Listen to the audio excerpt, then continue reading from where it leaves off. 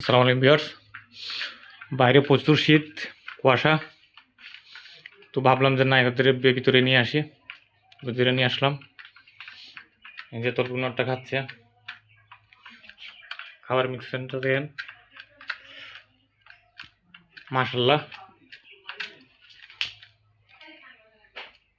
তো ওর মাঝে শুক্রবারে ইনশাল্লাহ চলে আসবে, সবাই দোয়া করবেন। আর এই যে আমার তিলার মাস্টার পেটটা, এরা তো বলছি ইনশাল্লাহ খুব শীঘ্রই ডিম দিয়ে দেবে। গিরিটের বাড়িতে এখনো গিরিট দেওয়া হয় নাই।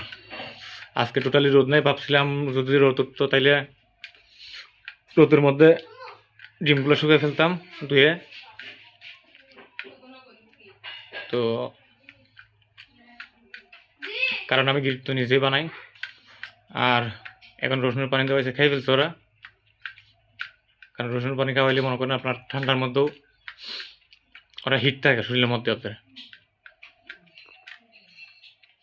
দেখতে পাচ্ছেন কীরকম আপনারা। আর এই যে শিকারি নটটা, ওর কাপড়টা উল্টে রাখছে অবশ্য, দেখতেছেন তো ফাঁদ কাছাটা। ওকে খাবার পানি দেওয়া হয়েছে। নিচে যেটা বসে আছে ওইটা মাদি, খাবার খাচ্ছে এটা। এর বয় টর বলতে কিছু নেই, দেখতে ওপেন টাকাটাকে।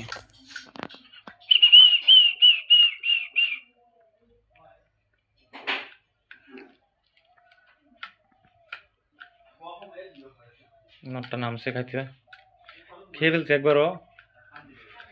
আর বাসার খড়কুটো দেখলাম কমাই ফেলছে ওরা, ওরা খড়কুটোর মতো বসেই টাকাটাকি করে। আর একটু দিতে হবে, আমার কাছে আছে যথেষ্ট পরিমাণে। তো সবাই কেমন আছেন জানাবেন। আর ভিডিওটা ভালো লাগলে অবশ্যই একটা লাইক এবং সাবস্ক্রাইব করে যাবেন।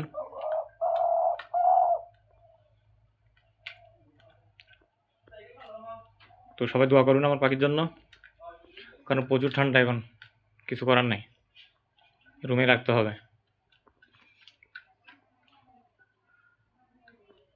রুমে না রাখলেও চলবে, কারণ আমি যে ফর্মুলাটা ব্যবহার করি আলহামদুলিল্লাহ পাখি সবসময় ফিট থাকে।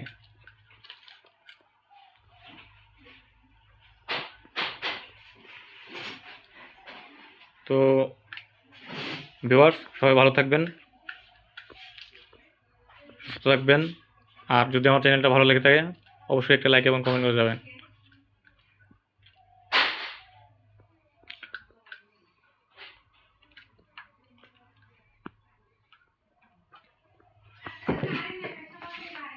দেখেন কোথায় রাখছি পাখিগুলোকে।